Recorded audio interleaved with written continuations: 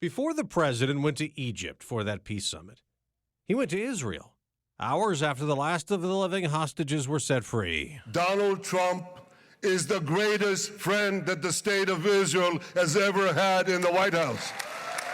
Prime Minister Benjamin Netanyahu said that at Israel's parliament. The president also told lawmakers in the Israeli Knesset. So as we celebrate today, let us remember how this nightmare of depravity and death all began. Saying never again can there be a terror attack like that. The worst slaughter of Jews since the Holocaust. The cruelty of October 7th struck to the core of humanity itself. And a little over 2 years later, the war triggered by that attack has stopped. Congressman Mike Lawler is a Republican representing New York's 17th district. So as you watched the president and you saw the hostage releases, what were your thoughts? Oh, it was historic, and it certainly was a moment of joy and peace to see the living hostages reunited with their families after 738 days in captivity. This really was momentous, and it wouldn't have happened without President Trump and the sheer force of personality to forge a peace agreement between Arab states, our greatest ally, Israel. His team, Steve Witkoff, Jared Kushner, Marco Rubio, did a phenomenal job on behalf of the United States negotiating the terms of this agreement. Obviously, there is still more work to be done. But I think this is a moment for all Americans, regardless of your political beliefs, to be proud of our country, to be proud of President Trump and this administration, and really to have hope for a more peaceful and prosperous Middle East, the normalization between Arabs, Christians, Jews, and greater economic cooperation. I think it is really a tremendous moment in history. The president had said one of the things and factors he thought in getting this happening, to get Hamas to release the living hostages and agree to the ceasefire here, was what the U.S. and Israel did over the summer going after Iran and our strikes on Iran and attacking their nuclear program. Do you agree with him on that? 1,000%. I have always believed in peace through strength. And the fact is that the Middle East is in a better place today than it was on October 6th, 2023. Hamas and Hezbollah have been largely decimated. Assad's regime in Syria has fallen. Iran's nuclear program, its air defenses, its ballistic missiles program have been obliterated. And so I think you have a Middle East that is on the precipice of peace, that wants peace. Arab states, our partners in the Gulf, the Saudis, others, they've had it. They want peace. They don't want this continuation of war, of terror, of discord.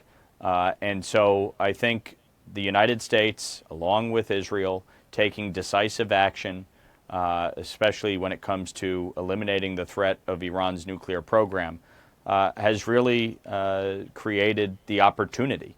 And I think what Prime Minister Netanyahu and the IDF forces have done over these 2 years, it wouldn't have been possible. As much as people want to criticize Israel and criticize Prime Minister Netanyahu, the fact is if they didn't take these decisive steps, we would not be here today. And so I think the combination of the actions taken and President Trump's determination to see through a peace agreement is why we're here. And it really is a momentous moment. What about the next phase? I mean, the fighting has stopped. The Hamas hostages have been set free. Rebuilding Gaza, building up a government that will take over in Gaza, that also seems like a daunting task. A lot of people don't want the Palestinian Authority involved, as they don't trust the Palestinian Authority on this. That's not Hamas, but still, they don't trust them either. So what do you do? Look, this is obviously extremely complicated. President Trump has laid out a comprehensive 20-point plan. It's why our Arab partners are so critical to this. The Jordanians, the Egyptians, the Qataris, the Saudis.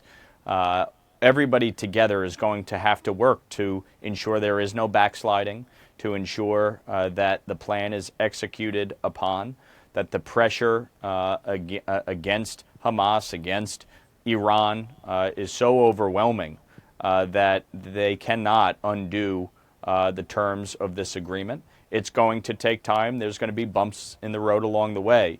But President Trump and his administration are determined to see it through. And I think we will get there. Long term, you cannot have Hamas or the Palestinian Authority in charge. It needs to be a demilitarized government established and supported by our Arab partners. Obviously, long-term rebuilding within the Gaza Strip. But there has to be security guarantees for Israel. There has to be stability. And so this is going to take time. It's not going to be done overnight. I'm sorry, Congressman. Who can they trust? This is why our Arab partners are so critical. You're going to need an Arab-led consortium coming together, establishing a government that is not militarized, that does not pose a threat to Israel, that has the backing and the financial support of our Arab partners and others around the globe, including the U.S. and Israel and our European allies, to help rebuild. But look, I think we're at a critical moment. I think the Palestinian people want to be free from their oppressor. Their oppressor is Hamas. I think the Palestinian people have hope that they can finally live in peace with Jews in Israel and that we don't have this continued conflict. I think our Arab partners around the Middle East want normalization. They want economic cooperation. They want peace and prosperity for their people as well. So this is a moment in history. It is going to take some time to work through and fully execute on this 20-point plan. But I think today is a monumental step forward and cannot be undervalued in terms of getting this on the right path. Congressman, you are a member of the bipartisan task force combating anti-Semitism. Your district, you have a lot of Jewish constituents. Do you think that the ceasefire and what's gone on in the last 48 hours in Gaza and the hostage release, do you think that this can be a factor in bringing some of the anger down? I hope so. I said on X just the other day, where are all the free Palestine people now? They should be celebrating in the streets with this ceasefire agreement and the release of the hostages and the end to this war. Hopefully folks recognize the importance of peace, the importance of shared economic prosperity, the importance of normalization between Arabs, Christians, and Jews in the Middle East. And hopefully here in America, those that have engaged in rank anti-Semitism, vile anti-Semitic language, violent attacks, cease. Because this is a moment for peace. This is a moment to come together in our shared humanity and to recognize the importance of peace and prosperity across the region and around the globe. And so we will see. Time will tell. But I think all of us as elected officials in the United States have a responsibility to hold people to account and to help this administration execute on this plan. All right. You're in Washington. It's day 14 of the government shutdown. There may be another attempt in the Senate to try to end the stalemate between your party, Republicans, and Democrats over funding. It's just not going anywhere so far. Do you have any hope that we're getting closer to something that can break this impasse? Well, you look at the juxtaposition, President Trump solving Middle East peace and my Democratic colleagues refusing to agree to a clean CR, a clean continuing resolution to open up the government and keep it funded, pay our troops, pay our Border Patrol agents, ensure that those Americans relying on WIC and SNAP and other critical social safety net programs have the funding they need. This is very simple. We can agree to disagree on many issues, but one thing we should all be able to agree on is that shutting down the government is never an answer. And I think it is time for Chuck Schumer and Senate Democrats to come back tomorrow, the 15th, and really work to negotiate a deal to open up the government, vote yes on the clean CR, and then let's deal with all the other issues we have, from fiscal year 26 approach to health care and more. There's no reason to keep the government shut down. It's not solving anything. It's not helping the American people. All it is helping Democrats with their far left base that wants them to show that they're fighting back against President Trump. But this is not the way to do it. You had a high-profile exchange in Congress last week with your fellow New Yorker, the House Democratic leader, Hakeem Jeffries. You were back and forth. You went. At one point, he told you to shut up, and you were battling even about he thinks you're going to lose your reelection. You have obviously a tough fight in your district. You're one of those congressmen Democrats want to flip the seat to blue in the next midterms. So now that that's happened from a couple of days ago, have you spoken to Leader Jeffries since? I mean, what was that like? I mean, did you expect yourself to get into such a heated exchange? I have not spoken to him, though I've spoken to somebody on his team. But look, I think it's unfortunate. I mean, I went to ask him a very pointed question, which was, if you believe healthcare is the biggest issue and factor in shutting down the government, sign on to this bipartisan bill to address the very issue you say needs to be addressed. And he wouldn't do it. And in fact, instead of engaging in a constructive dialogue, he was yelling, he was angry, he was stuttering, he was stammering, and really couldn't answer any questions. And so I was kind of surprised that he actually engaged in that manner. I thought he would either dismiss it outright or at least engage in a calm dialogue. But to me, I think it's just emblematic of the pressure that he is under and why he did this to begin with. This is about AOC, Zohran Mamdani, and the radical left putting pressure on him, putting pressure on Chuck Schumer to oppose President Trump at any and all costs. That's what this is about. They want to avoid primaries from the left.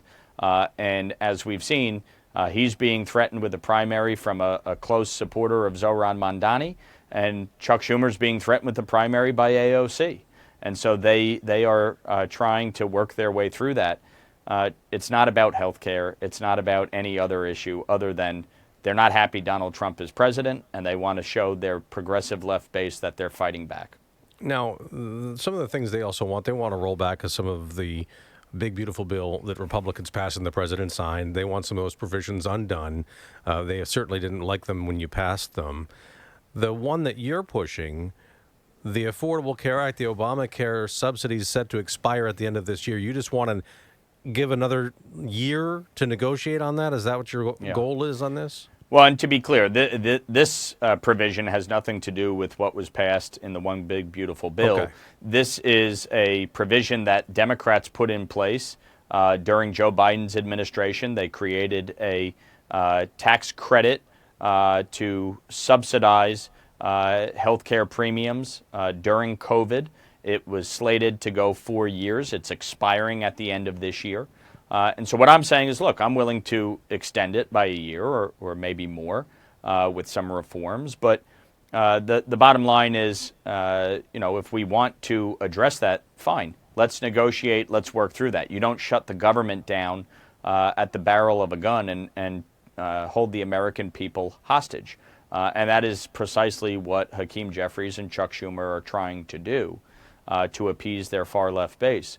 But he wouldn't sign on to the bipartisan bill that would extend it by a year. You have Democrats on that bill, 11, and he refused to do anything about it. So to me, a lot of this is just political games being played by Hakeem Jeffries and Chuck Schumer instead of being serious about trying to tackle these issues. You have a seat the Democrats desperately want to win back in 2026. You have a lot of opponents running against each other, trying to get the nomination to fight you. When you watch and see that race, how closely do you watch that? Right now, it's like a clown car. I mean, they have 8 Democrats running. All they do is attack me, attack President Trump. They don't really offer any solutions to anything we're dealing with. and just fall in line with their party. I mean, the fact that none of them have spoken out against this shutdown, none of them seem capable of praising this peace agreement forged by President Trump. They're against the efforts to deport criminal aliens. They were against the tax cuts in the bill. They wanted to raise taxes on, New Yorkers and those living in the Hudson Valley, which I'm proud to represent. And I was proud to deliver on lifting the cap on salt and providing real tax relief. They were opposed to my efforts on that. So I don't think they're really doing much to distinguish themselves or to garner support. We'll see who comes out of that primary next June. But ultimately, I believe we are on a path to re-election, and I'm proud of the work that we've done. Congressman Mike Lawler, Republican representing the 17th District of New York. Great to have you on. Thank you so much for joining us. Thanks for having me.